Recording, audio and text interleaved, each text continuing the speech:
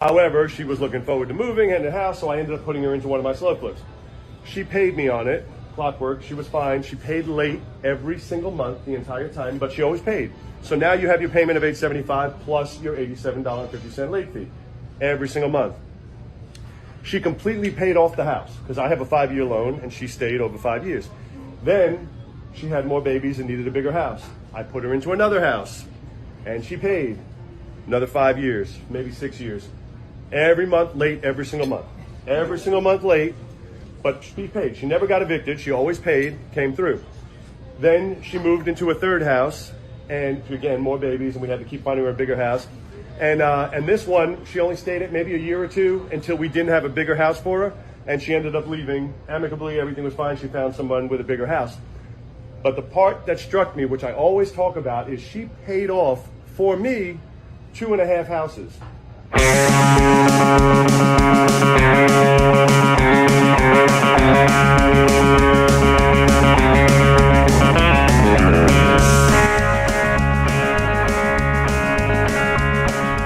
Yes, that's the part that sticks with me too. We have the same takeaway. I am that landlord. Same takeaway from that little story. That's true. I love it when landlords start thinking creatively. Yeah, thinking like, hey, I'm actually getting a really good deal out of these arrangements here.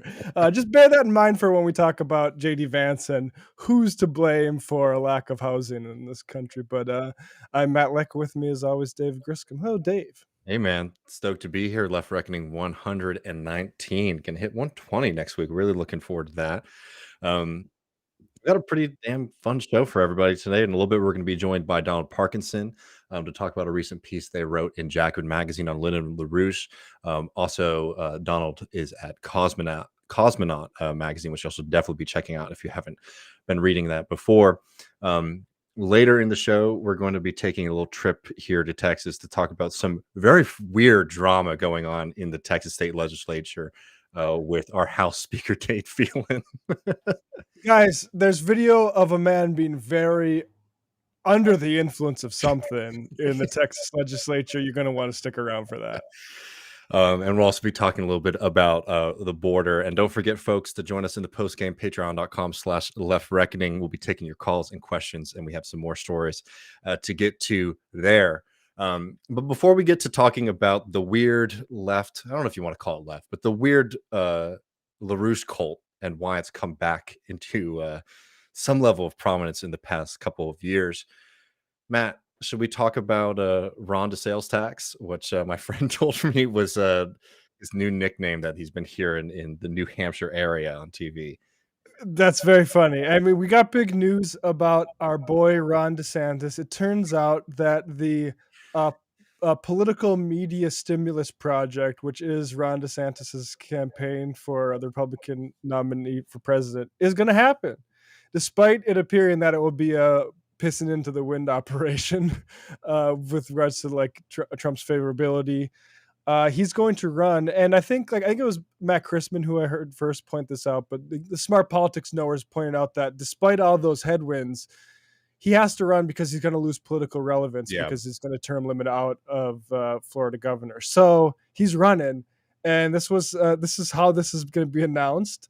Musk and DeSantis will host an event on Twitter Spaces, the site's platform for audio chats, on Wednesday at 7 p.m. Eastern. It will be moderated by our buddy David Sachs. David Sachs, venture capitalists.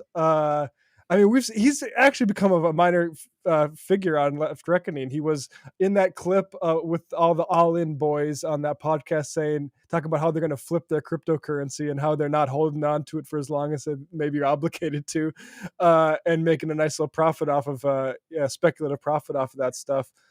He was also the guy Jimmy Dore brought in to consult about what caused the Silicon Valley Bank run, and why it actually wasn't, it was he and his friends who were calling for immediate government backup of that. We're just actually doing the sensible thing. Don't shoot the messenger.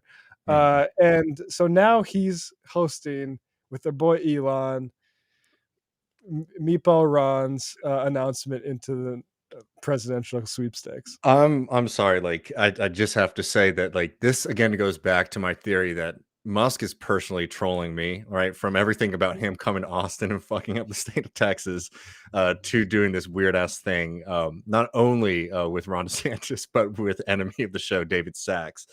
I can't I can't imagine, like, honestly though, like, putting our like nerd pundit hats on for a second, I can't imagine a worse launch than this for a few reasons. One, because this like this shows to me that you should not really be worried about DeSantis being able to knock Trump down, because who is this appealing to? I mean, this is appealing to very strange, super online, right wing folks, which, I'm sorry, friends, is not the base of the Republican Party.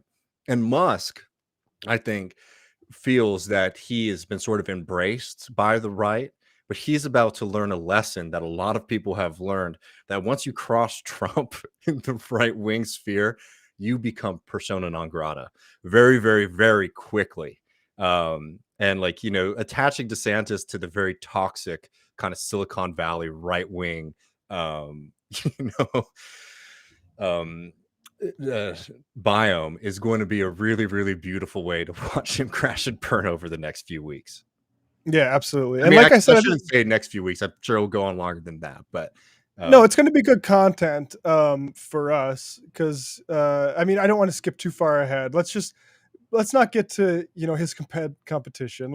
I just want to show there's some merch, and it's hard to actually avoid Trump because this is actually just a rip. oh hell yeah. So this is from the DeSantis pack. So they're anxious to point out that this isn't official DeSantis merch. It's just his fans putting out DeSantis 2024, Make America Florida.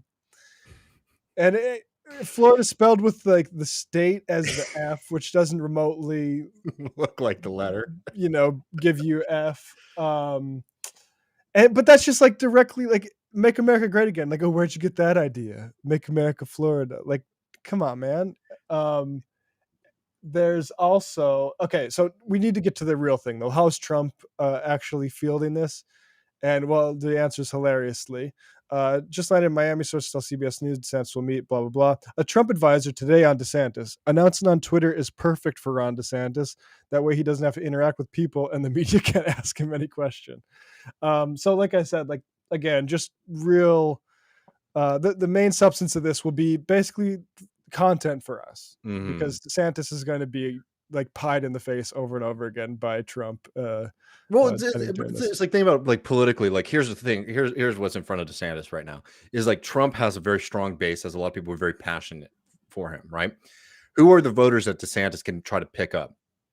The more that he tries to, you know, play to those more right-wing kind of Trump voters, the less successful he's going to be, right? Because those people are so loyal to Donald Trump.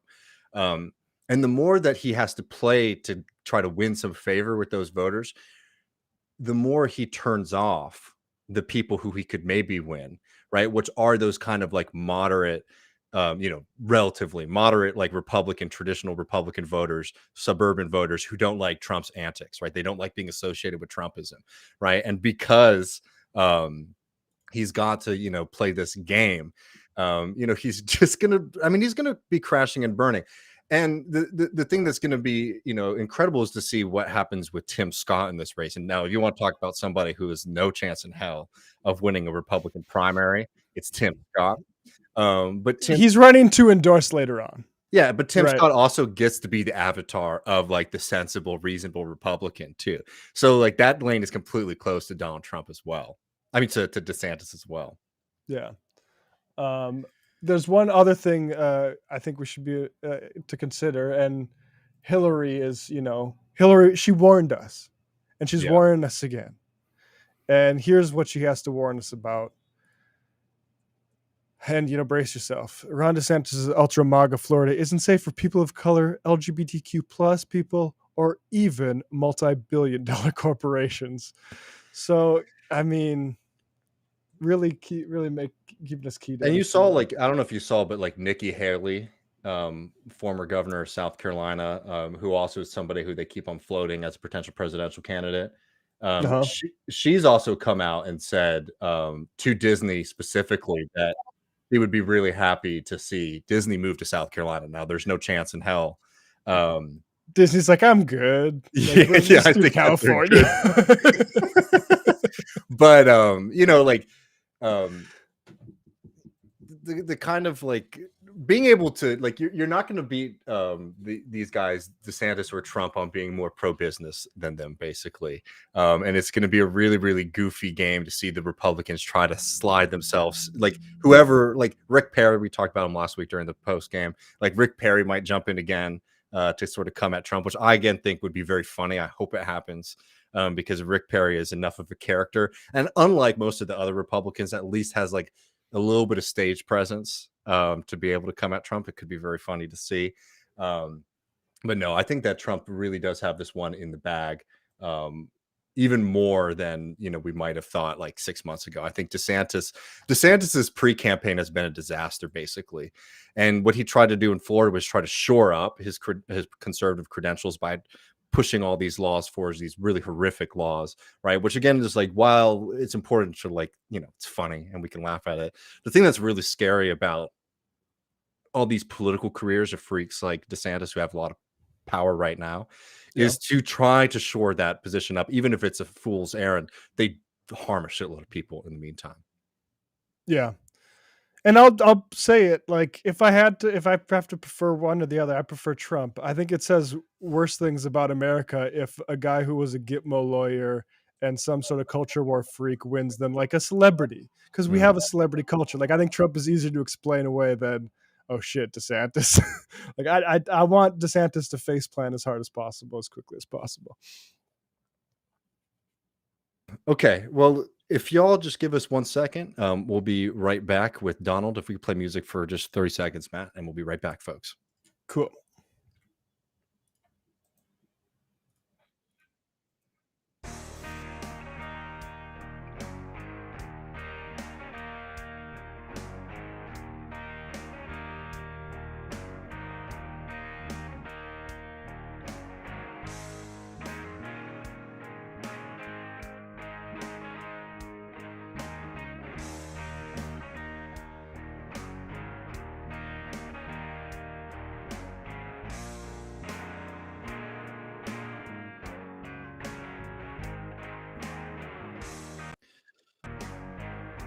All right, friends, here we are. We just had to take a quick break so we could have everything set up.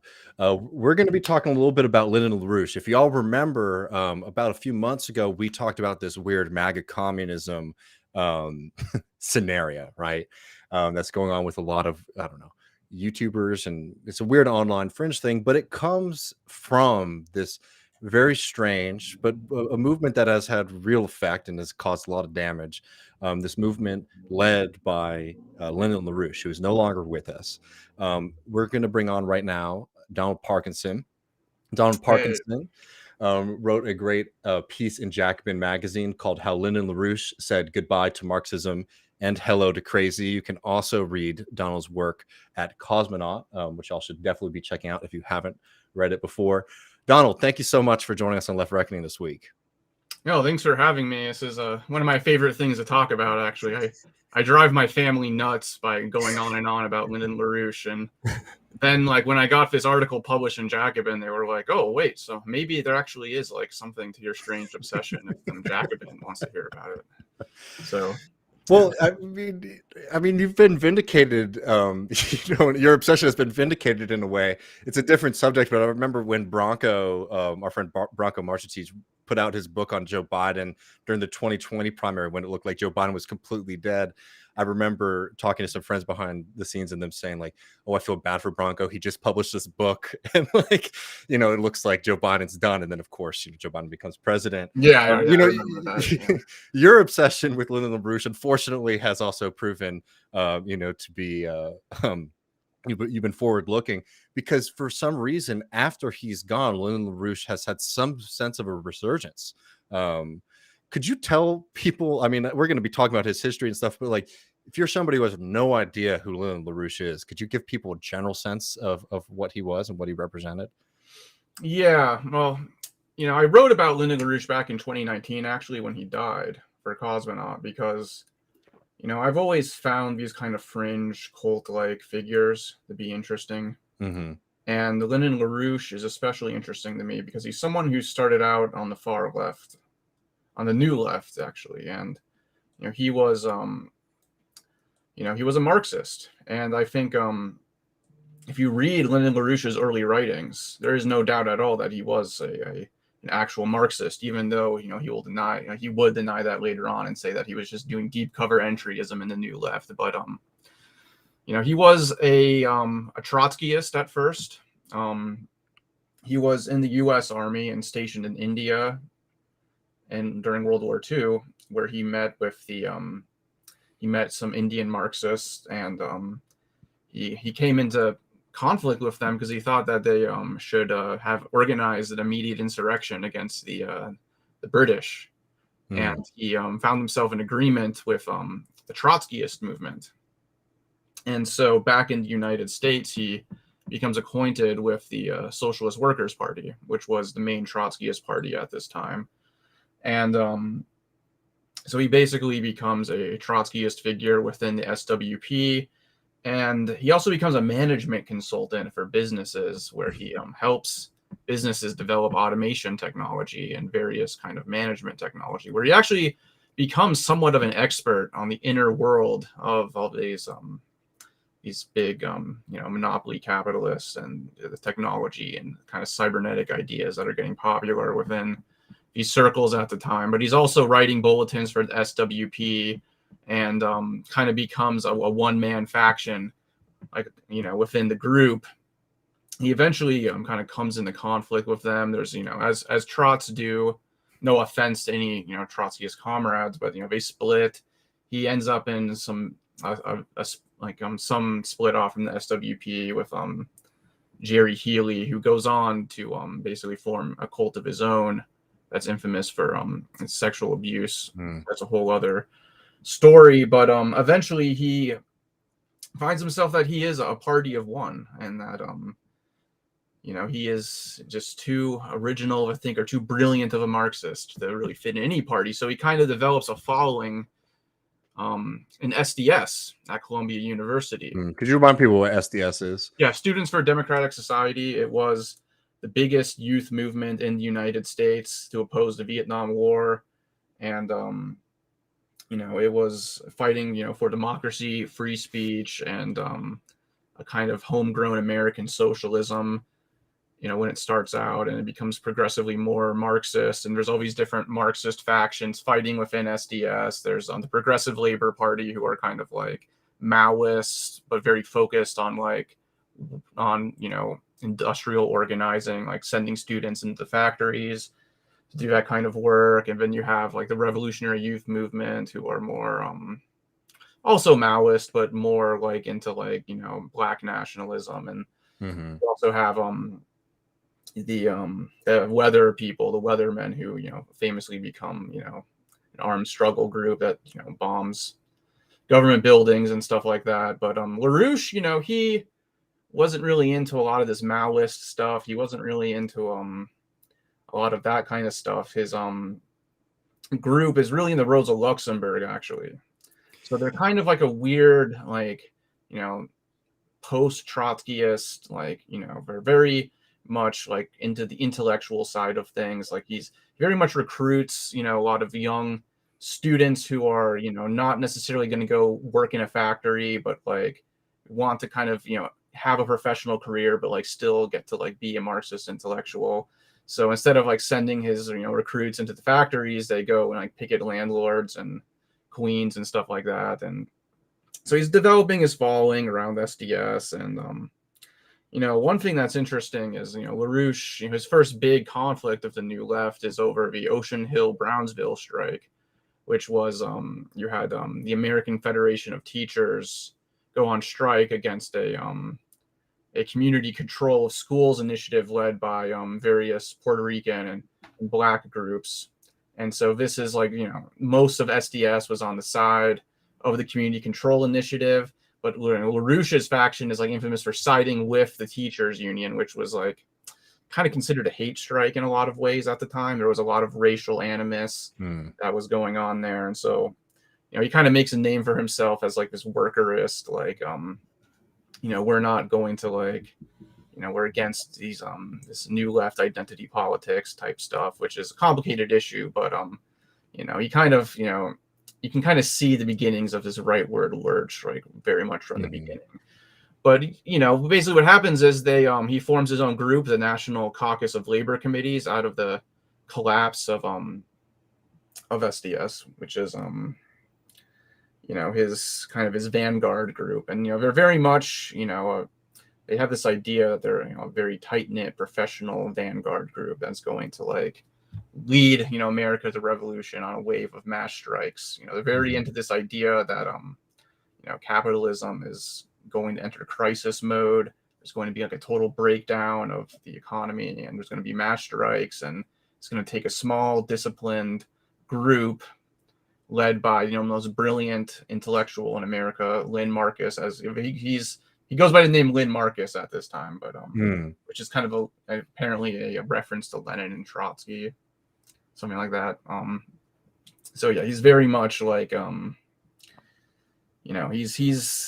he's kind of your stereotypical, like the stereotypical idea of like what a Leninist, like a vanguardist, like sectarian type is, I guess, would be like what we're looking at here. And I think there's a lot of misunderstandings about what Lenin's actual ideas on organization were. I don't think that this is an accurate representation of that, but so I mean, I think this is why LaRouche is like, and we're going to get to some of the contemporary stuff in a little bit, but this is why LaRouche is interesting, because again, like like the obsession with Rosa Luxemburg, like we're big fans of some of Rosa's work. We've covered a lot of the program, and like that's the thing about like LaRouche then, and then some of the people who might pick up the mantle later is like they'll cling on to like like a real radical intellectual tradition, and hold it as if like they're the ones who are the only ones who sort of understand it, regardless of what weird avenues they're using it to justify. And I just think for a casual listener, I think this is one of the lessons to gather from LaRouche. It's not saying that like, oh, because LaRouche, was like a leftist, or like, like Lenin or Rosa, like, oh, that means those people, those theorists are bad. It's like, this is a very, very clear example of how somebody can hold on to something and sort of be like, I am the vanguard, I am the intellectual leader, I'm the only one who understands these things correctly. Anyone who questions me is dangerous, is a revisionist, is a counter-revolutionary. And like you see this, and it gets progressively worse over time. Right. And that's partly why the name of my first article on LaRouche was LaRouche, a warning for us all. Because I think a lot of young Marxists today could see something of themselves in the followers of LaRouche, like there was something kind of intellectually stimulating there that a lot of people were probably attracted to for legitimate reasons. I think LaRouche wrote a whole book, Dialectical Economics, which is his take on Marxist political economy and philosophy, which is I checked it out from my university library years ago to see what it was all about, because there was this guy Warren Goldner that I used to read a lot, who I don't know if you're familiar with him. He has a publication, Insurgent Notes. He's kind of a left communist type. But he was part of LaRouche's group back in the day. And he still recommends Dialectical Economics as like an intriguing Marxist text to this day. And, I took a look at it. A lot of it honestly went above my head, because a lot of it's like about like German idealist philosophy, like, which I'm kind of starting to finally like understand a little bit. But, there's a very high intellectual level here. And it wasn't, just a total insanity, but the total insanity doesn't take long to begin with LaRouche. No, I mean, I want to get back to sort of progression of the story, but I mean, another funny one is like David Horowitz, who people might know as like a right-wing crank. Was a pretty legit Marxist for a while. And you can read some of his stuff, his theoretical works. I mean, LaRouche isn't alone, in at least in the American context of these kinds of like leftist intellectuals who just embrace some weird right-wing stuff. But I mean, could you talk a little bit more about like, okay, so we started to develop, like LaRouche is able to develop this group of people around SDS, a name for himself. I mean, bring us through the next few years after that. Yeah, so you get there's this whole the issue with the Ocean Hill-Brownsville neighborhood strike and all that. Then you kind of get into these weird campaigns of going after, for example, there's it's kind of a black nationalist poet guy, Amiri Baraka, that was popular around this time in Newark, and the LaRouchites would went on these campaigns against him, where they kind of had these very racially charged epithets that were used, and they start kind of getting into this very conspiratorial mindset where all of their enemies are CIA or KGB, because they also kind of have this anti-Soviet aspect. They think that the Soviet Union is also like kind of just as much an enemy of the workers as the US government. And so you start getting into like they actually have training camps by like 1971 where they're like training like militias and stuff. Apparently, I don't know that much about it, but there was this kind of, you kind of start seeing the kind of culty aspects developing, and there's this attempt to recruit black youth in the ghetto, actually, which is interesting, where they're like publishing all this stuff with like insane like racial stereotypes, but also like recruiting like young black people to like go after their like enemies and stuff. So that's actually another kind of thing you'll see when they get more anti-Semitic. They'll like they'll recruit Jews and then like use that as a cover for like spreading like the most like insane anti-Semitic rhetoric. But you get this kind of you kind of see the beginnings of it, but it's really in like 1973 with Operation Mop Up where it really gets crazy. There's this rivalry with the CPUSA they have, where there's this welfare rights organization that they start, and the CPUSA is against it, and there's confrontations between the two groups. Like they go to CPUSA meetings and try to crash them, and CPUSA kicks them out and stuff like that. And so there's a lot of tension with the CPUSA, and LaRouche's whole thing is that the CPUSA is compromised, and it's the CIA has infiltrated it, and so we need to wage a total war on the CPUSA. And so they launched this thing called Operation Mop Up, where they train their cadres to basically violently attack CPUSA members. And you can read all about this online. There's all kinds of stories about people getting beat up, and they'll storm meetings with nunchucks, and and like pretty serious violence too, right? Not just like oh, they're interrupting a speaker, like they're coming in and they're smacking people about. Right. And so you kind of get this type of thinking where the rest of the left is actually the main enemy. Like the real ruling class is actually kind of the left. Like the existing far left are entirely co-opted by the ruling class, and we are the only true Marxists. And so by like attacking the CPUSA, these are legitimate targets, and so you get this is almost like a test of loyalty to LaRouche as well. It's like people stick around for some of the crazy stuff before this, but it's like, are you willing to like pick up like a baseball bat and like go beat up some like random CPUSA members for this group? And that's kind of a test of loyalty for a lot of people. And so it's wild. I came across this article from 1977 August from Washington Post. It's called like When Left Goes Right, and I'll share it here. Or here's some sections from it.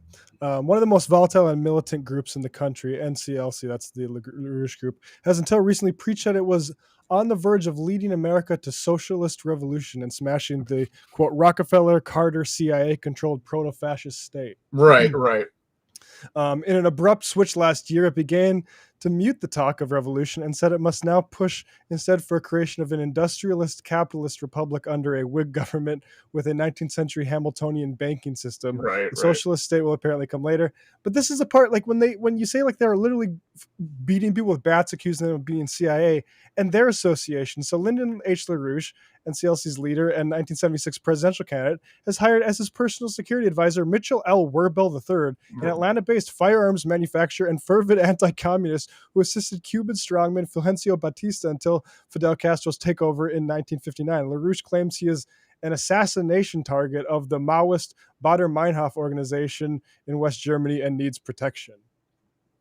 Yeah, no, it's really crazy how you get this shift, because in after before Operation Mop Up and during, the CIA is still the main enemy, and around the same time, this is when you get the brainwashing incidents. You have the famous Chris White affair, where they basically create this whole situation where this member was supposedly brainwashed by the CIA, and the group had to de-brainwash him, but really the de-brainwashing is their own attempt at brainwashing. And I mean, I don't really think that brainwashing in the strong sense is totally real. I think you can put people under immense psychological pressure and break them down, but I don't think you can reprogram them to do whatever you want them to do. At least as far as I know, I haven't really seen evidence that that's possible. But you do have these attempts, LaRouche. I mean, I'm sorry. When a group like this, it's we gotta unbrainwash you, you're it's there's sort of on a group conditioning going on. Yeah. It's really when you start getting into total cult territory here is when you have these de-brainwashing affairs, and it's always about shadowy intelligence operations, influencing things. And obviously intelligence operations do happen, they are real, I'm not denying that, but there is this absolute unhinged irrational paranoia about it, and LaRouche is feeding off of that, because I mean, this is when COINTELPRO is going on. There obviously is real stuff happening, so there is a kind of paranoia that's legitimate that LaRouche can feed off at this time. Well, as Alex Jones said about David Icke, he's a turd in the punch bowl with some of his theories that sort of occlude what people should be recognizing. It's interesting how that works. Yep. And it's interesting because with this whole Chris White affair, they went totally public with it and were going to newspapers and stuff saying the CIA brainwashed one of our members and we need to do something about it. So it starts getting crazier and crazier, and you have the Operation Mop Up stuff going down, and then that's when after that is when you see this kind of anti-Rockefeller coalition type thing going on, where it's now the real threat of fascism is that the Rockefellers and Carter and the Democratic Party are trying to take out Nixon and to establish this fascist dictatorship.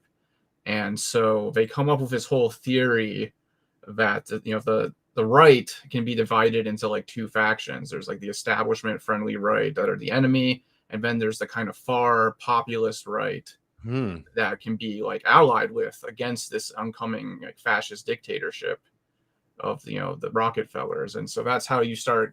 They end up working with people like the Grand Dragon of the KKK, Robert Miles.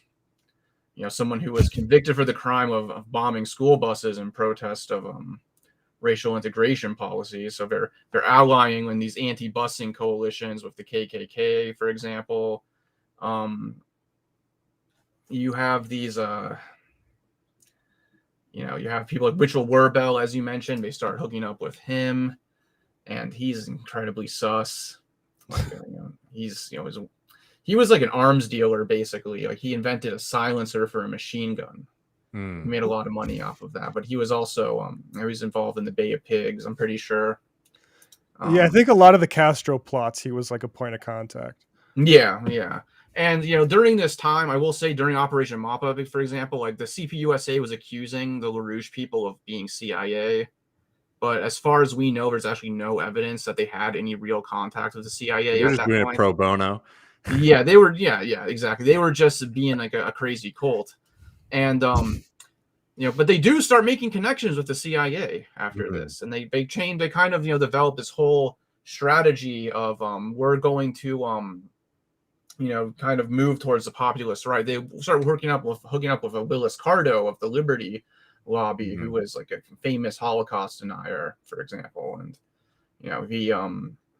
he's a big influence on the modern far right as well. And so they start working together. And, I think, in a lot of ways, working with all these far right people kind of gave them an in with a lot of CIA people, because it was a way to kind of show like, we're not, the crazy, like loony Marxists that we used to be. Like, we're a different group now, But really, until like 1976, I'd say they still do kind of portray themselves as a Marxist group.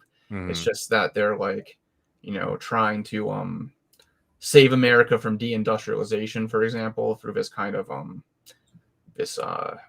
we kind of have this theory that like, finance capital is like taking over, which is kind of true. Let's face it, like, there is some real changes in the economy going on at this point, and there is this this financialization going on. So they kind of come up with this idea that we need to like ally with like productive capitalism to promote growth and reindustrialization of America against finance capital, which is, you see a lot of that kind of stuff in like fascist economics, honestly. But so they start, moving in this direction, and they start promoting fusion energy, which is interesting because it's, fusion energy, that's a good idea. I think I would love it.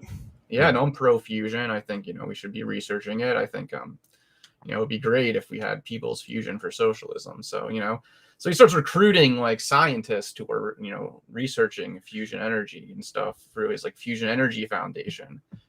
And later on, this gives him an in with the Reagan administration, because Reagan is looking for nuclear scientists to develop stronger weapons against the Soviet Union. And so this is a way for LaRouche to kind of build his connections with people who are basically in the CIA and the Reagan administration, were hardline Cold Warriors.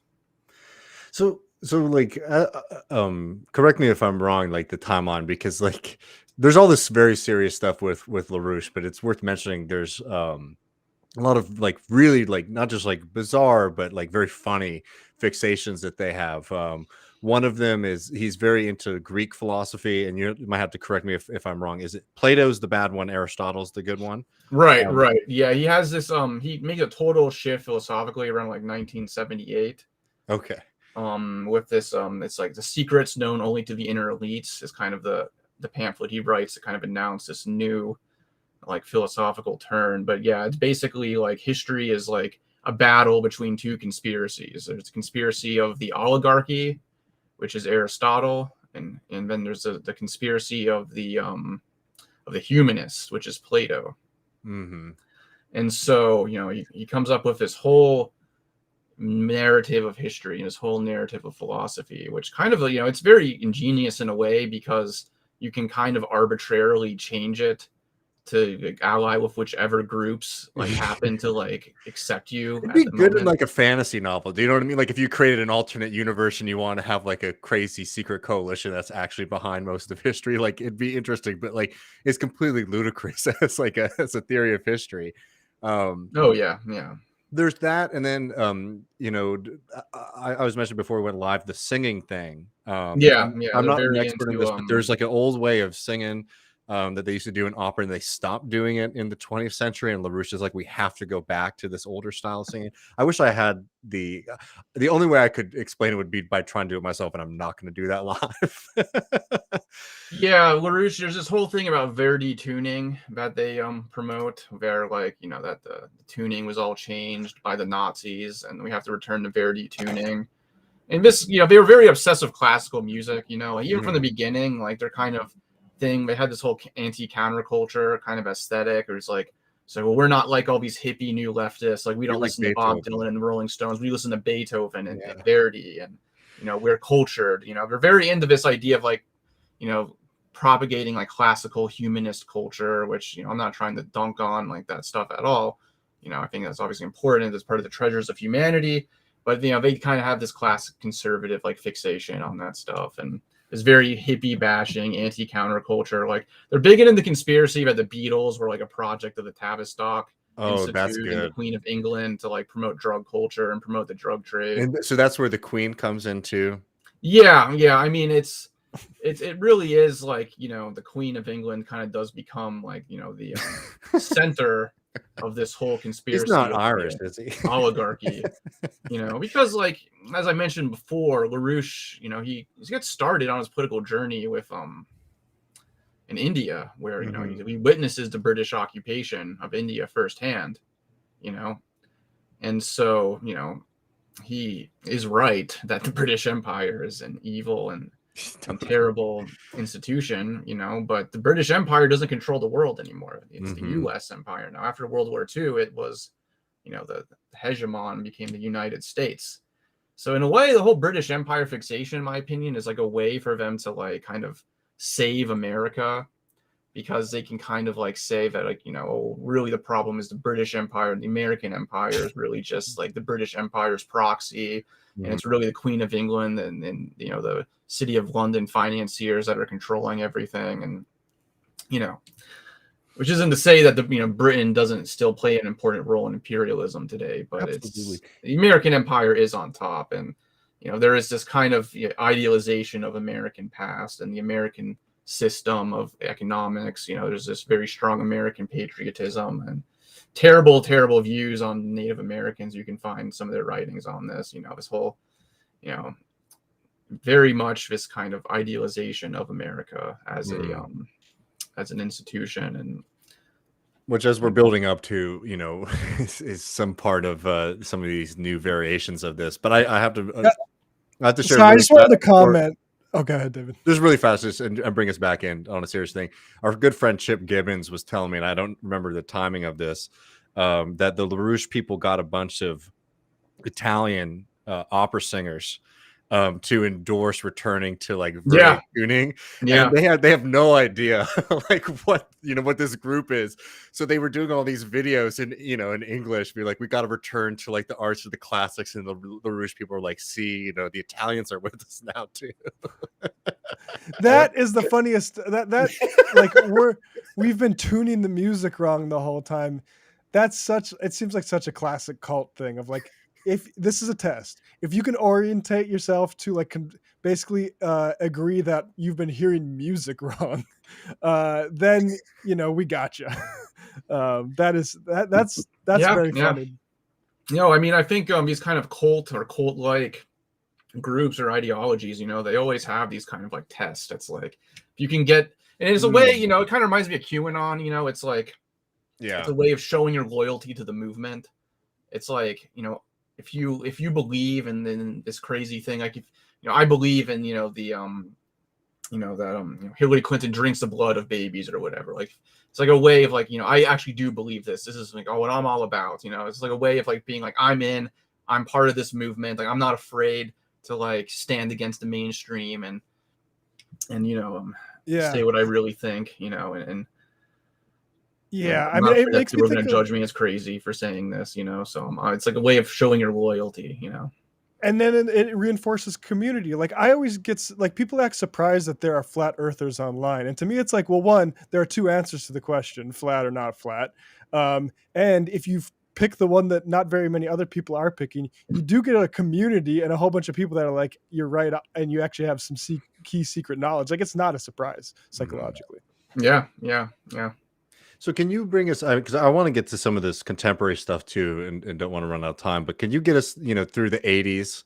Right. So the 80s, is when LaRouche basically becomes Ronald Reagan's like, big, like, he becomes basically a cheerleader for the Reagan administration. He creates a lot of connections to people within the Reagan administration, and he basically, LaRouche actually, he claims that he came up with the idea of the Strategic Defense Initiative, or Star Wars, which is like, the idea we're going to build giant space lasers. And, he had all these crazy fantasies of total war mobilization against the Soviet Union. And, and so he makes all these connections with the CIA, and he gets a lot of his people involved in pushing the Star Wars program.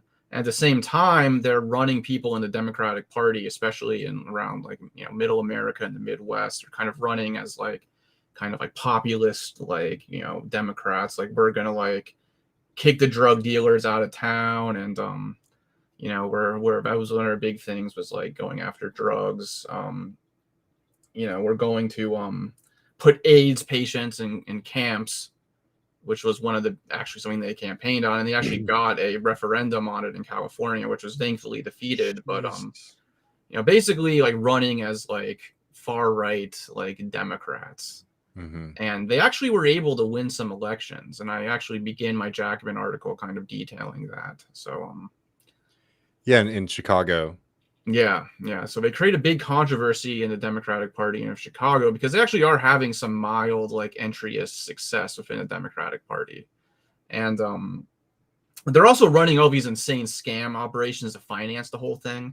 Yeah, I should have asked how they were financing themselves. Yeah, like they're calling up old ladies and being like, we need all of your money to like, to help Ronald Reagan like defeat the communists. Like, so please like hand over like your savings and we'll make sure you're rewarded or whatever for your services to America.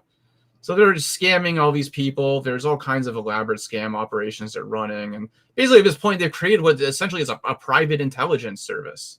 And it's global in reach. Like they have people in Sweden who were connected to the assassination of Olof Palme. They have people in Mexico. They have people all in West Germany. They have people all over the world at this point. Like, building this whole network that is essentially like a mix of Scientology and the CIA. Like, because you have this strange ideology, there's a lot of psychological type stuff going on. We can read LaRouche's house. LaRouche wrote all these writings, like I don't know if it's called Beyond Psychoanalysis. It's all about like, the inner workings of the mind and how to master it. And so he's building this whole global network, really. And, he's doing work for the CIA in South Africa, even. He had connections to the South African government. And so in a lot of ways, he's basically created this private intelligence agency is really what it is. And obviously there's a lot of funding required for this, and to fund it, there's all this scamming, all this fraud, and that's really what gets him in trouble with the law. And so eventually he does get convicted and sent to prison for his for all the financial fraud he's doing. And of course, this is presented as this attack of the deep state on a patriotic American who's trying to save the world from nuclear Armageddon while helping the Reagan administration build like laser beam weapons to microwave Soviet citizens. So, and it's funny if you talk to LaRouche people today and bring up the Star Wars stuff, they'll try to say that he was like playing both sides and actually was going to like help the Soviet Union get their own system so that there would be like peace or whatever. It's just convoluted story that makes no sense. But it's the same reason that Trump was so close to Epstein, right? Because he was trying right, yeah. And so LaRouche gets sent to prison for a while, and of course he does come back. And while he's in prison, it's kind of funny. They kind of have like a Catholic phase where like, but the thing is, they get like too into the Catholicism, so it threatens like LaRouche's own papal authority. So he has to like purge a bunch of people from his organization, and LaRouche gets started back up in the 90s, and it's the 2000s. They get involved in the anti-Iraq war movement, and I know people who were recruited by them to canvass because they thought they were just like, oh, I want to, I am against the Iraq war, so I'll do canvassing for this group that seems to be doing something about it, and then they find out what's really going on, like, oh, yeah, stay away. Yeah. And there is the case of Jeremiah Dugan, someone who was recruited on these grounds of the LaRouche movement who mysteriously died. That's a whole rabbit hole if you want to look into that. So yeah, they basically become this their big focuses, there's anti-war. They famously portray Obama as Hitler at rallies, and they're also very anti-environmentalist is a big thing. There's this whole conspiracy of the green fascism, and it is true that you did have like the Club of Rome people. There were like kind of like talks about overpopulation amongst like some of these like ruling class circles in the 70s and 80s that they kind of can point to as examples that there's this big Malthusian conspiracy to depopulate the planet. And he's hanging out with Alex Jones in the 2000s. There's a I was looking around for LaRouche stuff, and there was a bunch of appearances of him on the Alex Jones show back in the day, you know, and so they're growing as a movement. Well, not really growing as a movement. They're still going on as a movement and, you know, recruiting people. And 2019, you know, eventually LaRouche dies, and you know, before he dies, there's the Trump phenomena happens, and at first, you know, they're very distrustful of Trump. They think Trump is, you know, part of the conspiracy. He's part of the British family banking conspiracy or whatever. But then, like, they decide that Trump is actually on their side, and they, you know, promote Donald Trump. And you know, this is where things get, you know, very strange, because, you know, if you look at what LaRouche is doing today, like, the big things are like, well, of course, still the anti-environmentalism stuff, you know, defeat green fascism was like the name of their big conference fairly recently. I think it was back in October when they had that.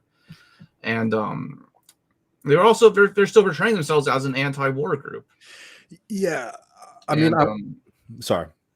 Well, I don't want to, you know, I don't want to speculate too much, but I do imagine, like, that, you know, they do probably have some connections with Russian intelligence, you know, because that's what these people do, is they build connections with intelligence groups, and they'll work with whoever will kind of accept them. And, you know, I don't want to, like, spread, like, paranoia about Russia. I don't want to, like, feed into that stuff. But, you know, they probably are, you know, there probably is something. I mean, just think about it, you know. But I also want to make a point on that. Like, to me, it's not a surprise that they're more prominent in this conflict than the Iraq War, because the Iraq War was much easier for liberal left to, even though the Democratic Party was complicit in the Iraq War, Bush was in the driver's seat. It was Republicans driving, so you could imagine you're more in opposition. Whereas this it's more of a complicated situation for a number of factors. So, like, to me, it's not a surprise that they're making more hay in an anti-war environment, because there is mixed signals about this conflict compared to Iraq. Right. I mean, I'll just leave all my cards out on the table. Like, I'm very much, like, against arming Ukraine, and I'm very much against NATO. And I think that the left has really screwed up in a lot of cases on this, and that we've you know, and so, you know, I think, you know, AOC and the squad have, honestly, in my opinion, like, sold out to social imperialism, and, you know, for their failure to, you know, have, like, a clear stance on this. And I understand, you know, Russia is, you know, a very unpleasant country. It's, no one really wants to support Russia who's, like, progressive minded. You know, it's, you know, I understand the complexity, but I think that if you really look at the facts, you know, this is very much a conflict driven by U.S. imperialism and its desire to maintain hegemony. And so, you know, I think that what the LaRouche people are able to do is they're able to play on the weakness of the liberal left on this issue, and portray themselves as a genuine opposition. Which is a dangerous situation, because it, you know, it creates a gap that allows, you know, a lot of confused people to kind of fall into the orbit of this group, you know. So I want to get back to that in just a second, because we have some clips that you sent us, and I think these are really important. Which is, like, one of the reasons why I think, like, apart from just, like, this being, you know, interesting history, like, why I think it's actually worthwhile to, like, cover and talk about today is some of these recent interventions. But before we talk about, like, what is going on right now and play some of these clips that you sent us, you know, like, 2019, you've been, you know, following this for a while. LaRouche passes away. Did you have a sense that, you know, or a feeling that this was going to sort of fizzle out and disappear? Were you surprised to see it sort of come up again, right? Because it seems like, you know, one thing about cults, particularly like cults around the genius, you know, figure like LaRouche, who's synthesizing Western philosophy, classical music, Marxism, and whatever the fuck else he's putting in there, right? I mean, like, were you surprised at it being able to maintain itself? Did you think in 2019, you know, that some of these things would go away, or, you know, did you have a suspicion that it would outlast even him? I honestly did not know what to expect. I was surprised that LaRouche kind of had a comeback. I honestly, like, I mean, and would you call it a comeback too? A little bit, yeah. I mean, didn't go away. Like, I had ran into them in my own hometown.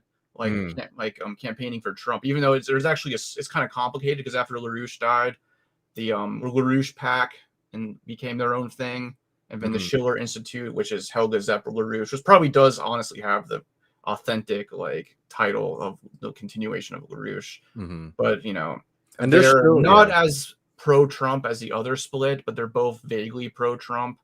But you know, the Schiller Institute people will criticize Trump for like being hard on China, because one of their big things is like we need to like work with China to like build the land bridge, do the Belt and Road Initiative, which is interesting, you know.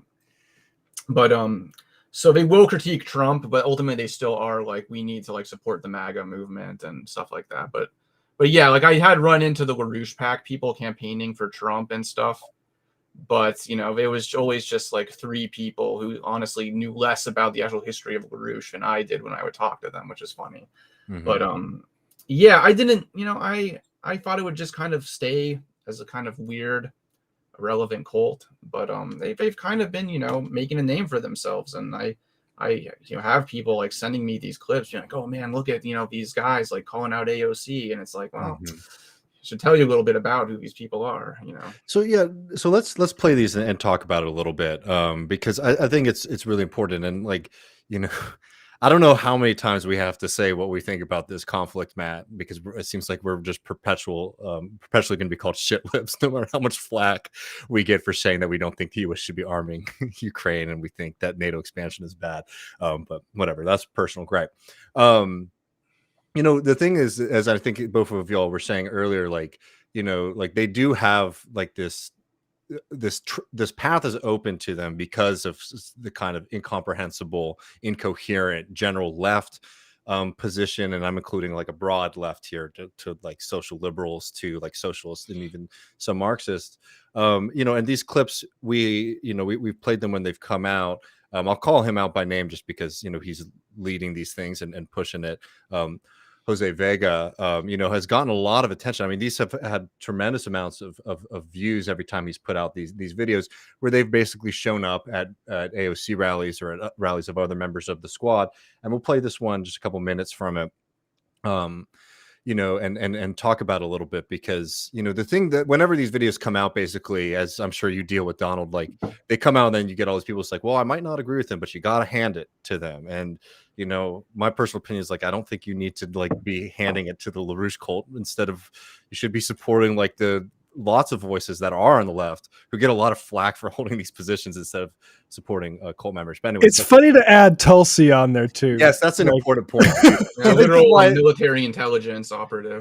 Who literally, if I recall correctly, when this video came out, Tulsi was in Africa, you know, doing special ops training with U.S. military in Africa, right? So like anti-imperialist Tulsi's like literally active mission at this point, you know, being brought up again shows that like, you know, like you could say something about criticizing these members, you know, for some of their positions, but you know, you know, your bullshit detector should start ringing when they start saying, yeah, Tulsi Gabbard. But anyways, let's play a couple minutes of this for folks.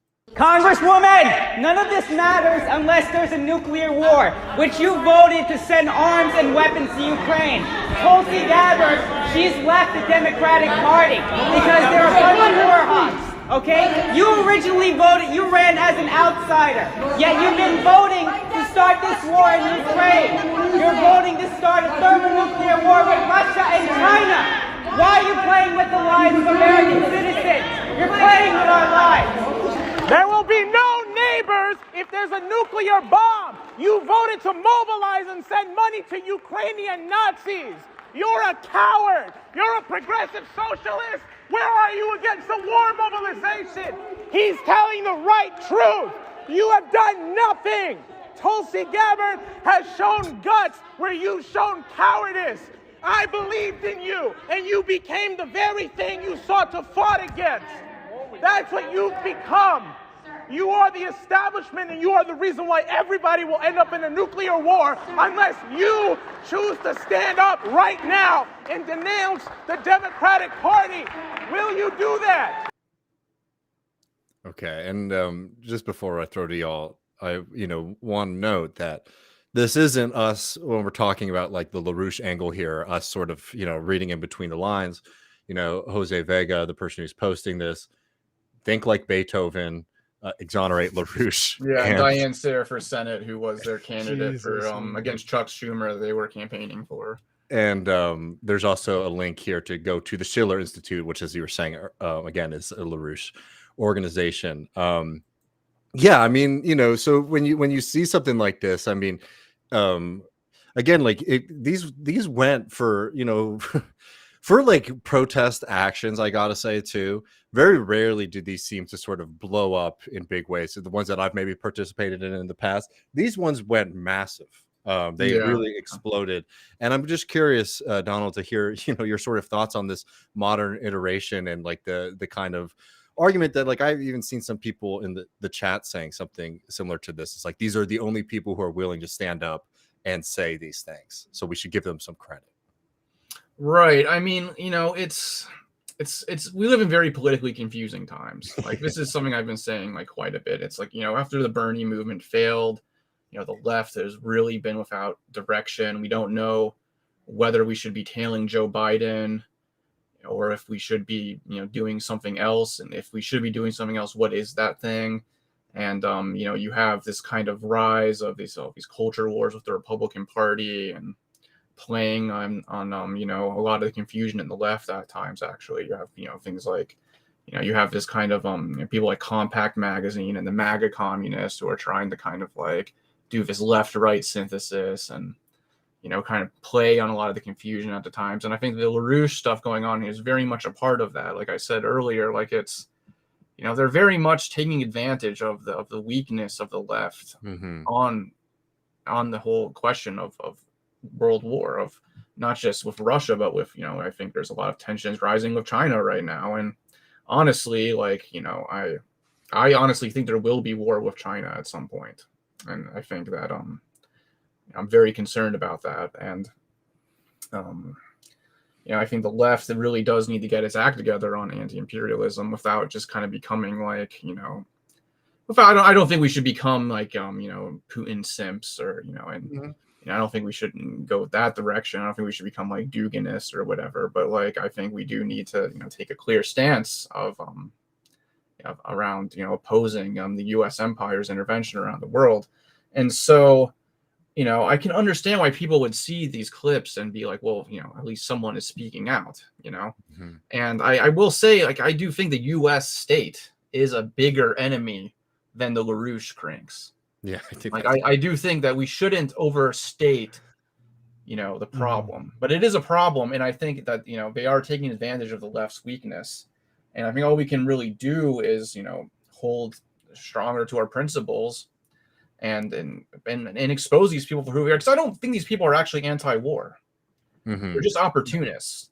They're just trying to like latch on to whatever cause, will help them build connections with intelligence ties around the world, basically. Like, if you read like LaRouche, he has this whole article, like basically like if you read between the lines, he's basically calling for like using chemical and like nuclear weapons like around the world to launch this like insane global crusade that would make like any neocon blush. Like these people aren't anti-war, they aren't like principally anti-war. They, if anything, they probably think that they probably want Putin to intensify his war effort. They don't actually want peace. A lot of the associated people effectively say things to that level. I mean, they'll talk about how they just want peace and blah blah blah. But I mean, I think that their actual agenda is a kind of takeover of the U.S. government and a mobilization of the war machine against everyone they see as their enemy. So I don't think they're ever going to actually do that. I think the people who are in control of the war machine right now are the bigger problem. But people should know that these are not principled anti-war leftists, or like even like anti-war libertarians. I think you could probably trust more than these people, And right, because sorry, what were you gonna say?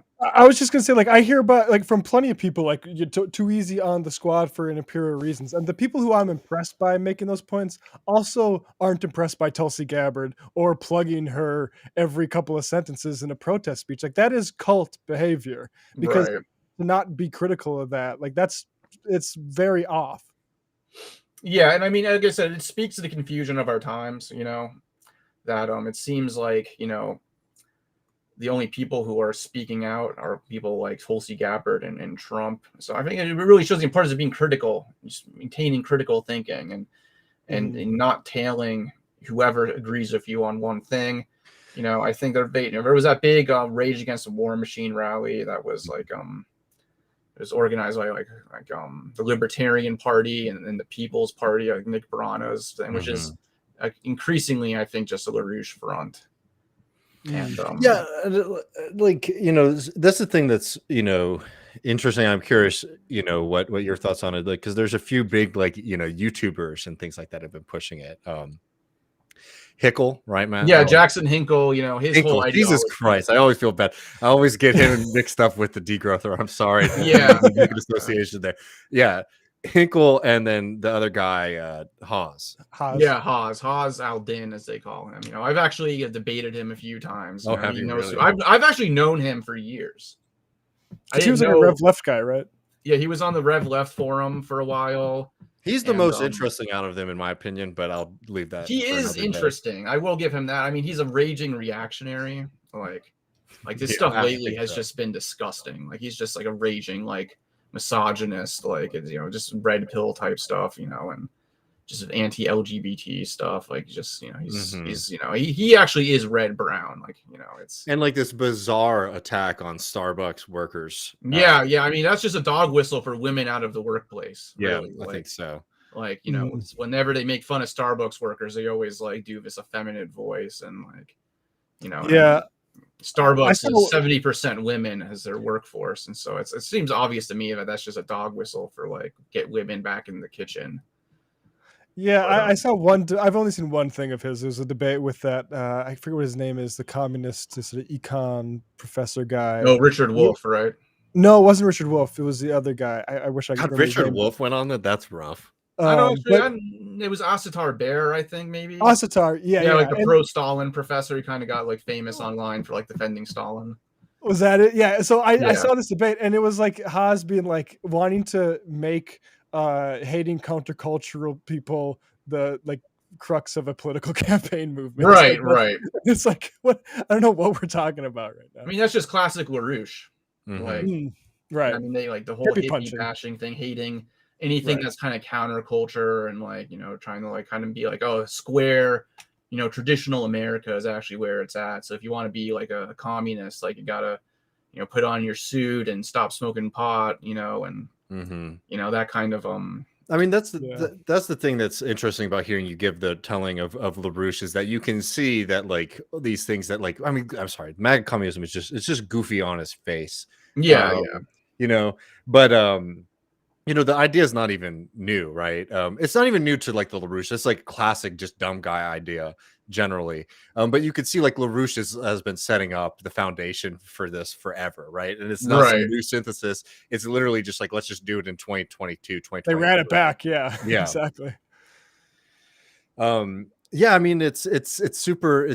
I mean, I'll be curious to see, you know, how long this holds up. I feel like some of those people have sort of played their bits a bit. I don't think this is going to go away, don't get me wrong, but I do think it had like a moment, and you know, I think it's a really important lesson. And like, I'd be curious, before we let you go, I mean, you know, one of the things that you said about the obituary that you wrote for LaRouche, and you can see it in this piece as well, is like there's something about this that there's a little bit of a warning for people on the left, you know, and what kinds of advice or lessons you think people should draw from this chapter?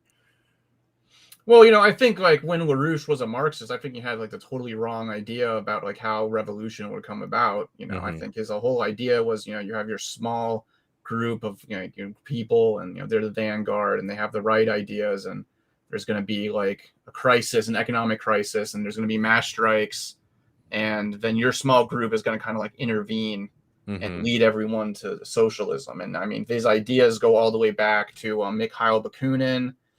You know, this was kind of his idea of how revolution would happen, versus Marx, which was like, we need to actually engage in mass politics and build a mass party of the working class.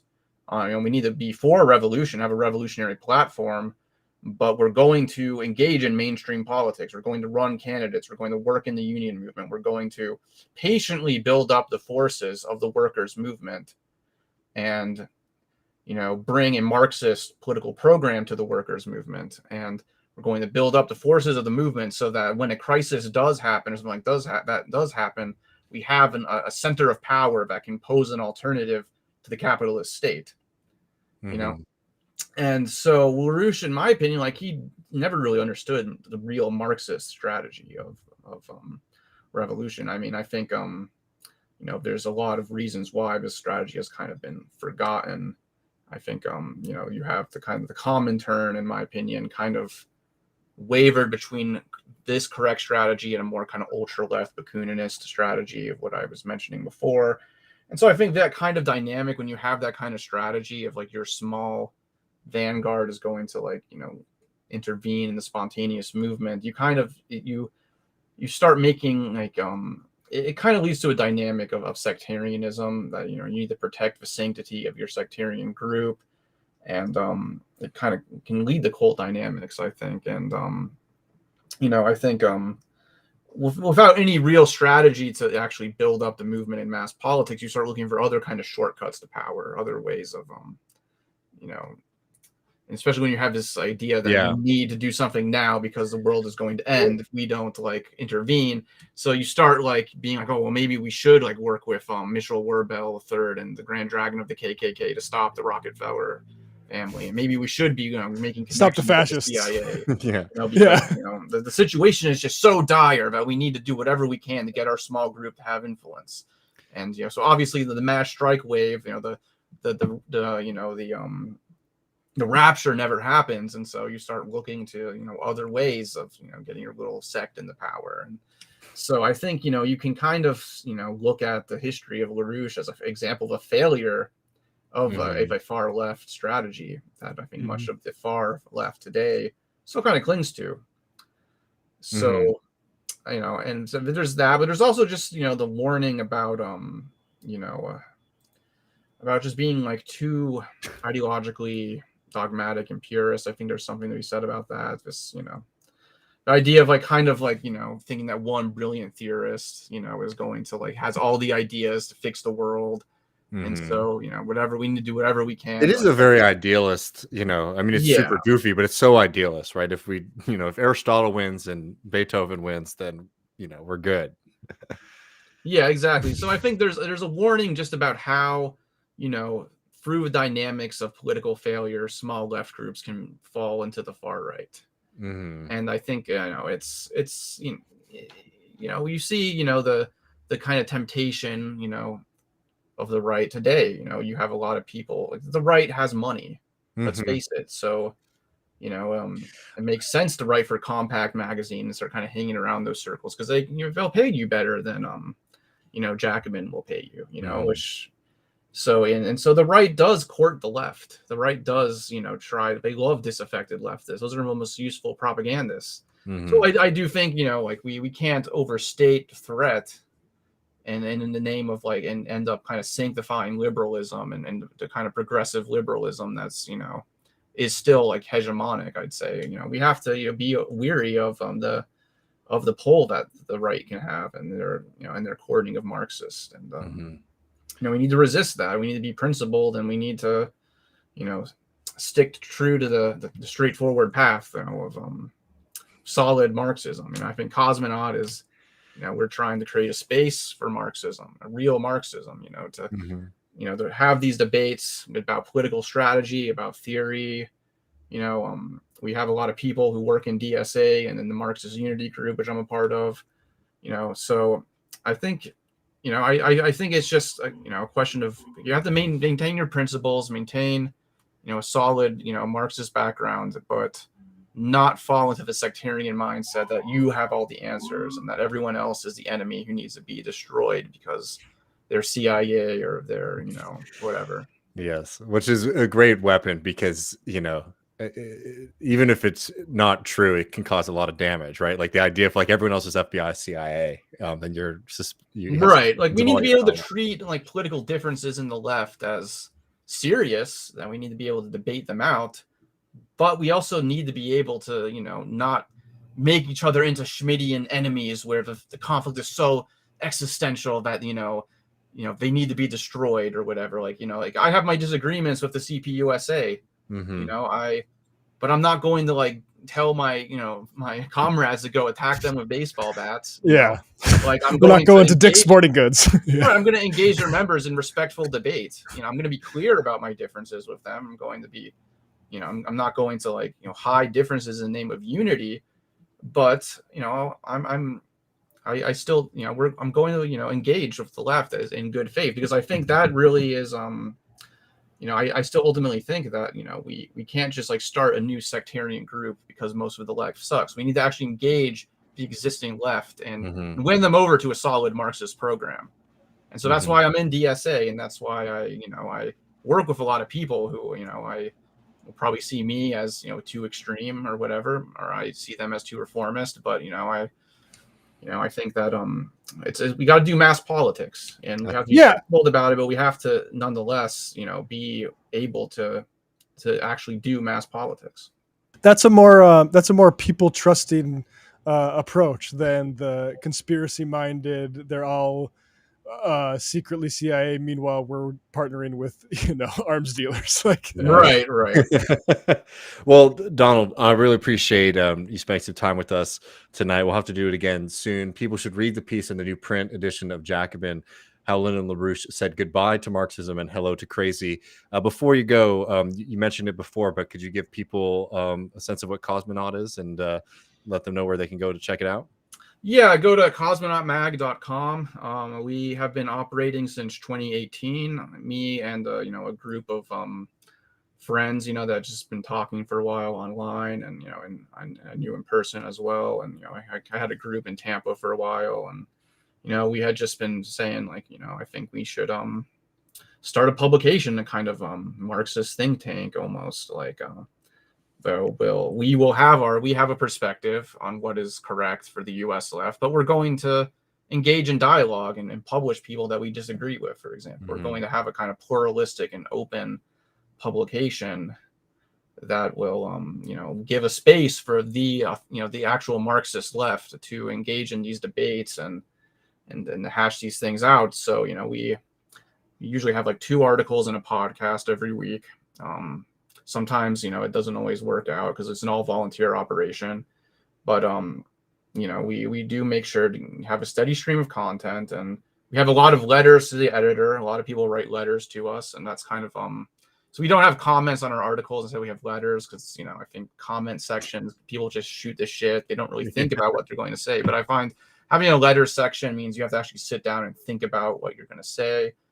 And so we have a lot of back and forth in the letters section. We have articles and people writing responses to each other, and we do have like a general kind of editorial line and perspective. But as I said, we publish different perspectives and we engage in respectful debate. You can support us on Patreon. We also print books. We have some stuff in the works. We have a book on the history of the gay movement actually in the US that's in the works. Is kind of a critical investigation of it goes into the relation of Marxism and gay politics. And we have we have a few other books. We have we did a reprint of Bukharin's Historical Materialism, which is a kind of a classic Bolshevik text. So we're working on that. The print stuff is a bit slower because it's like I said, it's an all volunteer operation for the most part. I don't make a cent from it, so but no, people should read it and support. I always get a lot out of it. I do appreciate all the work that y'all do there, and thank you so much for it. Donald, appreciate you coming on the show so much. We'll have to do it again soon, folks. There'll be links below for you to follow Donald's work. Thanks again, friend. Awesome. Thank you so much for having me on. I had a really good time talking about all this. Hell yeah, man. Thank you, Donald. Talk to you soon. All right. Yeah, that was awesome. People really do read and check out and support if you can Cosmonaut. It's a really great resource, and I think people should be checking it out more if you're not familiar with it. Yeah, that's awesome. I was telling Donald before we went live, the LaRouche stuff is something I've been hearing since I have been working at Majority Report. Is there's a certain part of our audience who is very like on that alarm, and I think some of them were, overshooting, like calling like Will Menaker, Yeah, of Chapo, like, yeah. I mean, um, it's classic. I mean, I get accused of it too because I support, well, you public are, yeah, you power. love his nuclear fusion stuff, but no, yeah, Um, exactly, but it's wild to see that whole little MAGA communism slash like their little patriotism thing run the same playbook. It's like it's end around. It's the exact same one. And we're going to go to the post game in just a second, folks. Patreon.com/left reckoning. But before we do that, we're going to take a quick view here to the state of Texas, which for people who don't know, we're coming to the end of our legislative session, which is always a little bit of a mixed bag for me, knowing that the Republicans obviously are in control. It is a sprint to do some of the nastiest, most evil anti-human shit possible. And the question becomes not whether or not they're going to get away with doing some awful shit, but just how much they're going to be able to get away with. Before we look at some of these bills and things like that, I have to share this. This is from this weekend because there's trouble in paradise for the Republican Party in the state of Texas. This is video of Dade Phelan. And if you don't know who that is, he's Speaker of the House in the state of Texas. And both chambers are run by Republicans, dominant party here. But for people who aren't familiar with Texas politics, there is this rivalry between the Senate and the House that oftentimes gets in the way of them doing, some of the attacks on trans people, on gay people, on workers. Not as much as we would like, but it's always like an interesting little rift that they're fighting with one another. Yeah, is this an institutional rift, or is there a little bit of an ideological component where one's more of a House Freedom Caucus and one's more of an old guard? Lately, I don't want to praise either of them because they're just so nasty. Of course, lately, Phelan and the House, there's a little bit more room for negotiation there for the Democratic Party. So they sometimes put out, or like they might moderate a Republican bill or something like that.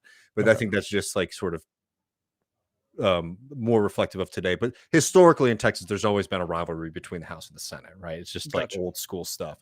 But anyways, this comes out. They're doing another one of these late sessions. And I'm not going to play. Just trust me on this. This is not how Dade Phelan typically communicates. Mr. Campbell, send the amendment. The amendment is acceptable to the author. Is there objection to the opposite amendment? The chair has none. Amendment is adopted.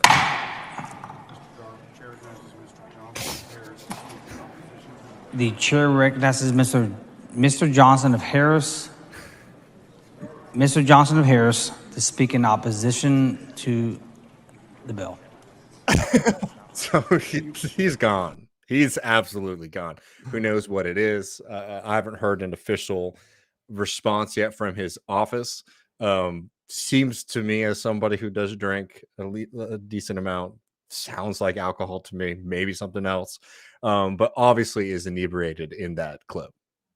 To me, that's just booze and pills. Yeah, probably. And again, this was a pretty late session. As Matt and I were saying, there is an American tradition of legislating while intoxicated. Around the punch bowl, literally, like the Virginia, when it used to meet in Williamsburg, all those motherfucking plantation owners, that was society. The only time they got off the plantation and to go socialize was around the punch bowl, and then also when they did the public business. So yeah, it's not new. But I'm surprised, like you said, there hasn't I've seen this happen. Like politicians have been under like intoxicants, and often it's prescription pills. And you just say a combination of exhaustion and medication caused the candidate or whoever the politician to do this. They're recuperating, and it's over. But but I guess when you have certain rivalries within the legislature, that doesn't get to happen. And they're starting to boil over. And just reminding folks too, if you're not familiar, Texas just recently expelled a House Republican for sexually assaulting a member, a young intern, feeding underage people alcohol. One of the first times Texas, like I think the last time it was like in the 1900s, and people who know more than me might be able to tell me the reason, but I wasn't even able to find it. So something pretty historic happened where there is like this kind of behavior and ethics question in the House, which if you know anything about Texas politics, is like very, very low bar for what is like appropriate behavior or not. But Phelan has been getting a lot of attacks from the right, from Dan Patrick, from Ken Paxton, from Donald Trump. They've been going on calling him recently California Dade. He's never lived in California. He's from Texas. Basically he posted a picture of him with a surfboard being like, I'm ready I'm looking forward to my summer, right, once the legislature's out of session, and they've just jumped on that. So there are, you can't surf, you can't surf in the no, you Texas. surf there, you surf, but they're calling California Dade, which again I think is a missed opportunity, because California Phelan is, I think it's a much better phrase. Right. Anyway, Trump has been attacking. So there's a bunch of people who've been attacking. And again, he's a Republican. He's not a good guy, anything like that. Texas Attorney General Ken Paxton, this right before we went live, released a statement, literally an hour before we started the program, demanding that he resign. So this is Ken Paxton, statement from Texas Attorney General Ken Paxton. After much consideration, is with profound disappointment that I call on Speaker Dade Phelan to resign at the end of this legislative session. Texas were dismayed to witness his performance presiding, blah, blah, blah. So there's a bunch of people who have it out for Dade. And, part of it has been about these fights that are going on between the Senate, and I won't bore everybody with them, but, there's questions about what kind of tax cuts we give to the rich, how much, how exactly we do that, right? These aren't principled things. These are just like, who's willing to be more evil than the other, and there's like a concerted effort to wage war on him. We bring all of this up just to give people a quick recap of what's happening in the Texas legislature. Texas is a massive state. These things are coming to a neighborhood near you if you live in the South, unfortunately. You see these kind of fights, though. It's like Dade Phelan being drunk on stage, all of this nonsense. And you'd think that Texas government might have some things together and maybe had done some things in this session. Tomorrow is the 1-year anniversary of the Uvalde shooting. And even the most moderate gun reform program was completely scrapped by the Texas legislature. Not only that, but I just have to mention it, tremendous abuse done to the families of Uvalde. Like, even if you don't agree with the proposal, for example, of raising the minimum wage to buy an AR-15 in the state of Texas, the pain that they put these families through, because these families were coming and they were testifying in support of some basic gun reform bills here. And the Lege was doing the most sick stuff to them. They tell them that the hearing would be at 9 a.m. and then the hearing would get moved to 9 p.m. And these families would sit there after driving for hours from Uvalde to Austin and have to sit all day in the legislature. It's just like, it's one thing not to do anything for these families. It's one thing to treat them the way that they do, and that's disgusting enough. But it's a whole other level of callousness to not even put up the airs that we're trying to listen to you, trying to understand you. I mean, really doing horrific stuff to these families. These are the major bills that are still in the works in the state of Texas. I won't go through them all. A few of these look like they're likely to pass. The only thing they have to do is allocate the budget. There's still fights about that. There's a big fight about how they want to cut property taxes in the state. That's a big Senate House fight. Addressing school safety, which is a bunch of nonsense about door sizes and crap like that, doing very little for kids. Restricting trans athletes in college sports, again, like a major issue for everyday people, right? No, it's a fringe freak out thing by the right wing. Banning DEI offices in colleges, ending tenure in the state of Texas. And I was saying to Matt before the show, with all this other stuff that they're trying to do, it's hard to get super worked up about that, but it's absolutely insane to attack the universities in the way that they are, while also trying to court big tech companies to come here. Because what does that mean? If we kneecap our education system in the state of Texas, who are going to be the people working at Apple and Google and all these corporations that are moving to the state of Texas? In the state of Texas, it ain't going to be Texans. It's going to be more people from out of state taking the high paying jobs that they're bringing in here. More stuff about drag bills and etc. The only things that have been passed and are going to go to Abbott is banning care for trans children, healthcare for trans children, allowing murder charges for fentanyl poisoning, and HB 2127, which we talked about last week, which is one of the most anti-worker bills on the docket. It sounds simple, but what it does is it basically restricts the ability of cities like Dallas, Austin, Houston, and San Antonio from putting forward basic kind of workers' protections. We had Gus Bova on the program recently to talk about the abuse that people were facing at Musk's factories here that have led to deaths of workers, because they have very little workers' protections here. This preempts city governments and local governments for being able to put up any kind of protections for workers, mandating things like water breaks, and a whole host of other, pro-worker policies. So basically kneecapping democracy, because it allows people it denies people who live in these cities. And remember, the vast majority of Texans live in cities, right? Despite like our kind of ethos and perception of being a very rural state, most Texans live in these major metropolitan areas. State politics are foreclosed to them. So the only way that you can get a lot of these protections for workers is by passing them on the municipal level. That passed with a whole shitload of corporate money behind it. Things that have failed so far: education savings account, which is their attempt to privatize schools in Texas. That probably will come back, because there's a special session. Greg Abbott will probably call a special session. He has the power to bring the legislature back and say, we've got to do this. So probably we'll see that again. Raising the age to buy guns, as I said, failed. Authorizing casinos, failed. Raising minimum sentence for gun crimes, and restricting foreign land ownership, which was another ludicrous, insane right-wing thing that did fail. We talk about all this because, things are rough in the state of Texas. And, there's a lot of stories about the things that are happening with the war on trans people, the war on migrants, the war on workers, and the lack of any kind of movement on basic gun safety programs in the state.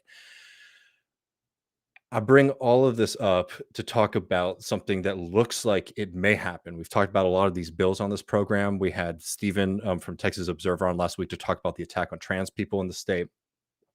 I wanted to talk just a little bit about the border before we go. And before we get to Texas, I want to remind people of like the serious crisis that's having human costs here. And this is a federal problem. 2 recent deaths, one of an 8-year-old Panamanian girl and another of a 17-year-old young man from Honduras, is highlighting the cruelty that we are still exposing human beings to on our southern border.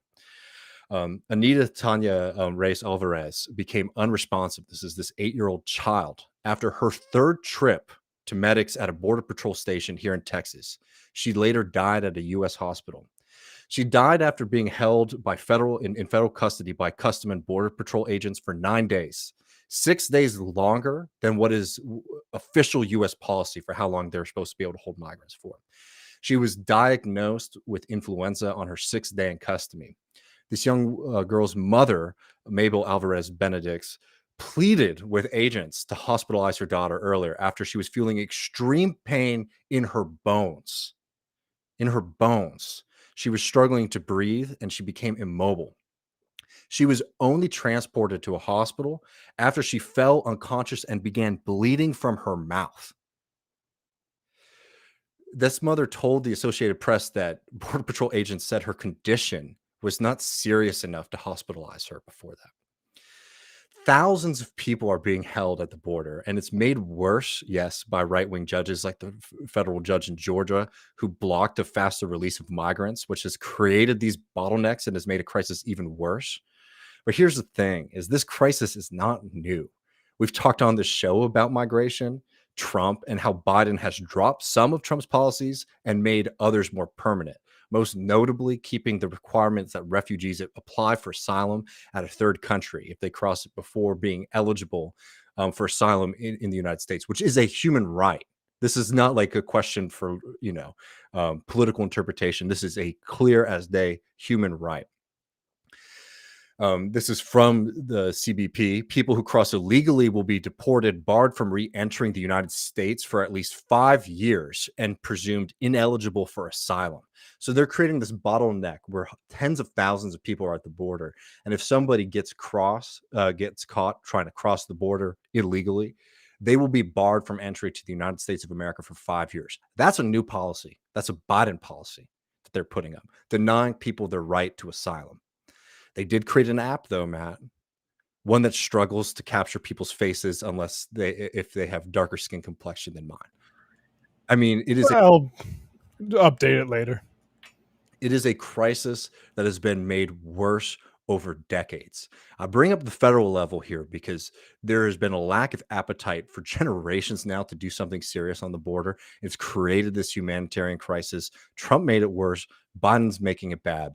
But these things did not even start there. This has been a complete failure for decades now to do very, very basic things at the border. And there needs to be much more of a federal push. Like all the frustration that people were feeling for the deaths and the suffering that people were experiencing under Trump, it has been way too quiet under Biden. And this is not to say that it's all Biden. We're going to get to Abbott in just a second. But this is something that is a humanitarian crisis. There are people right now suffering under the system. And it is way too quiet. It is way too complacent, as you're seeing literal children dying in squalor because we have this insane border system in this country.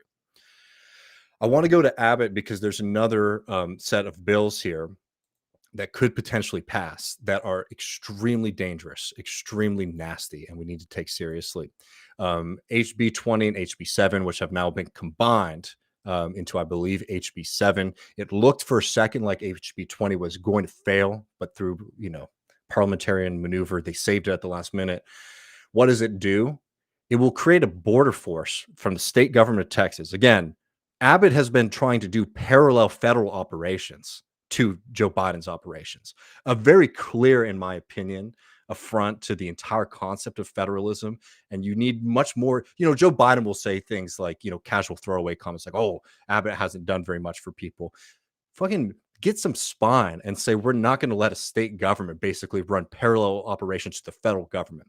This one is extreme. We've talked about Operation Lone Star, which was a mobilization of the Texas National Guard, where not only were migrants experiencing incredible abuse and death, but literally even Texas National Guard members were experiencing death because they were being put out in very dangerous situations without the equipment support that they need, right? And they shouldn't be there in the first place. It's cost the state billions of dollars.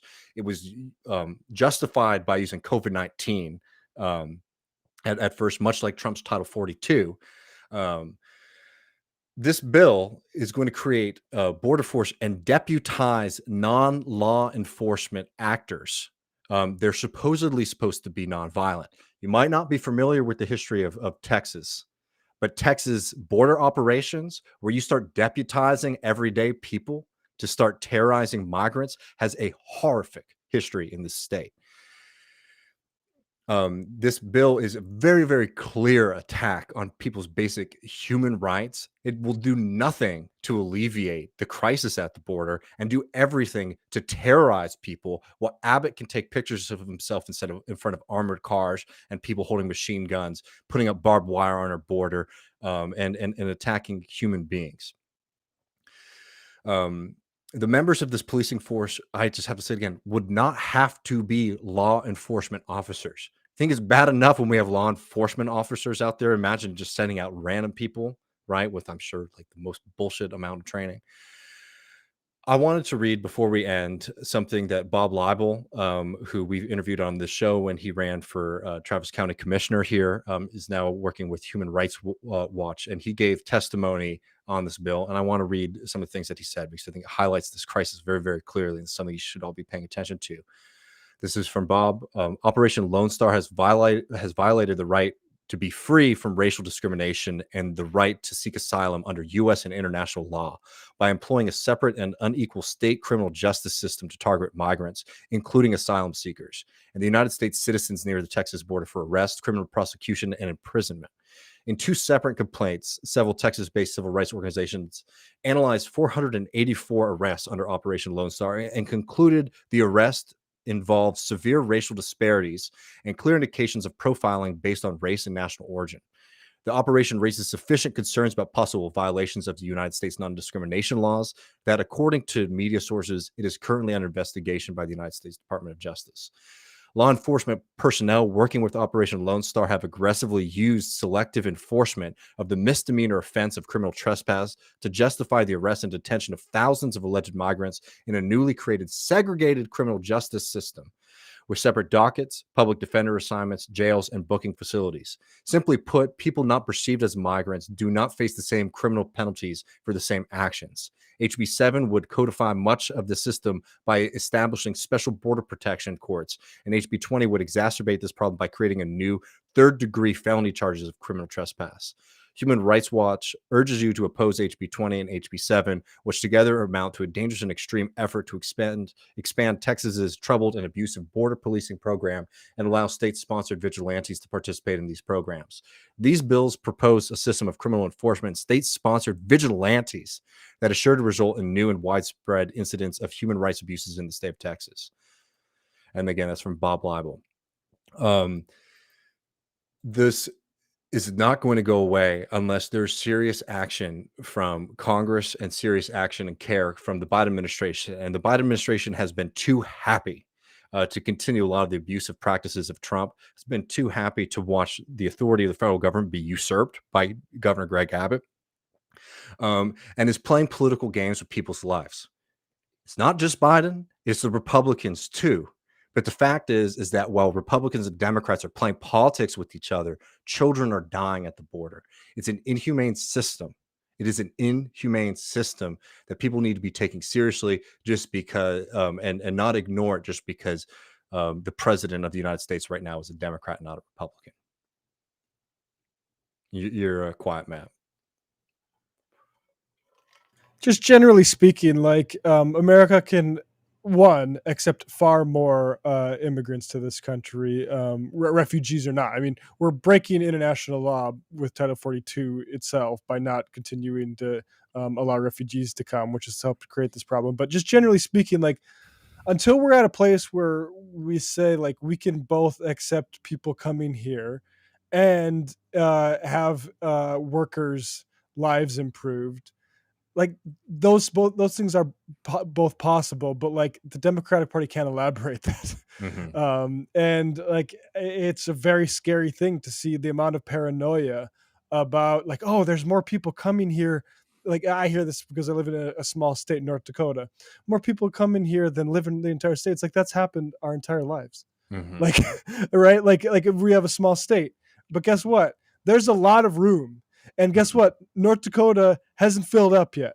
And so and this idea that, and I'll just bring this in, fucking JD Vance.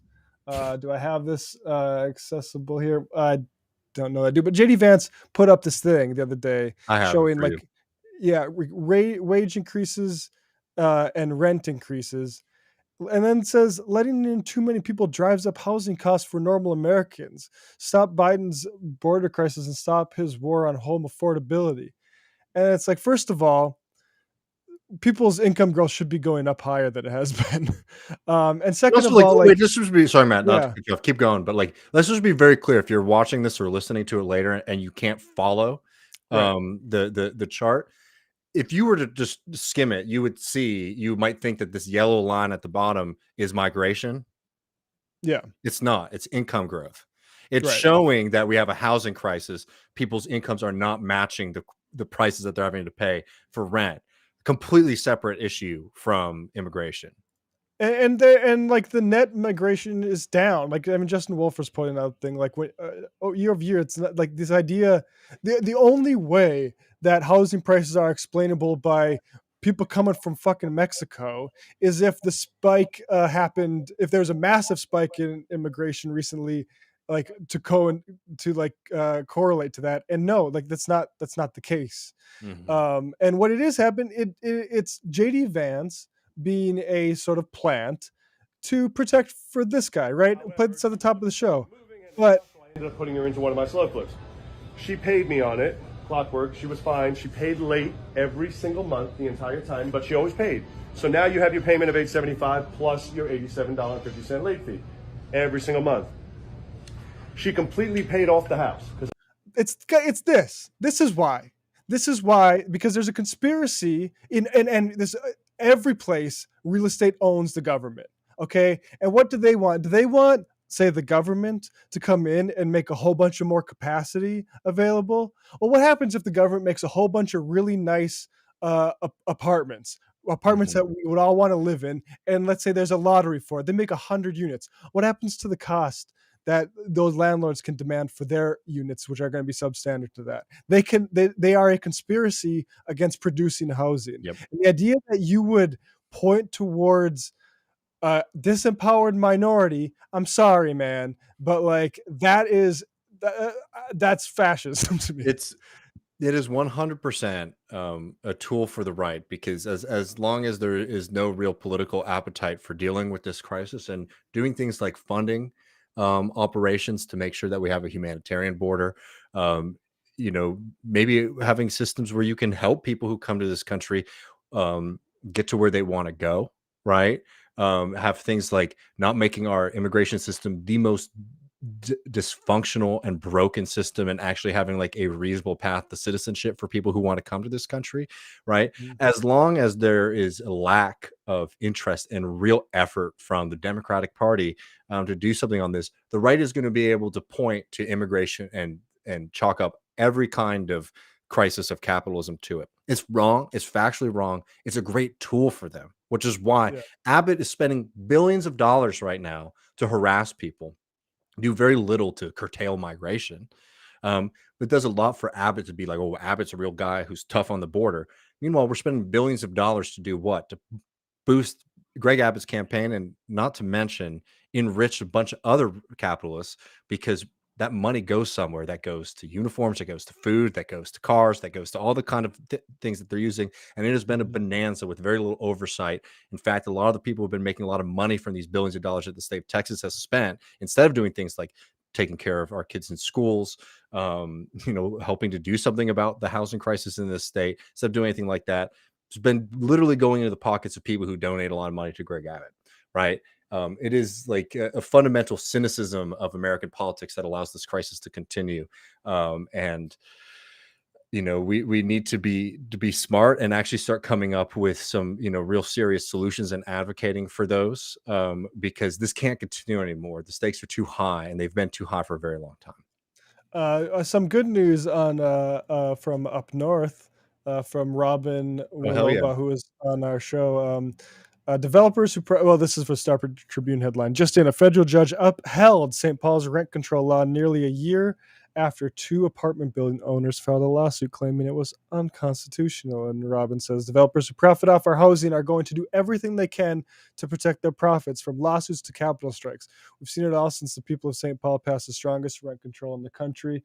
And I mean, that's it. That's the conspiracy. That's where this housing is. That's why you're paying too much for rent for too shitty of an apartment. It's those motherfuckers. Mm-hmm. And that's the answer too. You can't wait from the folks up high to deliver. The Democrats have shown year after year, cycle after cycle, there's very little appetite for them to deal with this crisis. And the only thing that's going to, be a solution to that is building the kind of people power that we've seen start to take root in places like Minneapolis. And hopefully more will come. Folks, we're going to go over the post-game, patreon.com/left reckoning. We'll be taking your calls and questions, watching a couple clips, hanging out. We're having a beer. Join us. It'll be a lot of fun. We always love we'll be getting we're gonna go Phelan style in the post. I'll get the whiskey out. Folks, come and join us over there, patreon.com/left reckoning, and help support the show and help us grow. It was really great having Donald on, and we'll be there about 10 minutes or so. So see you there. Peace.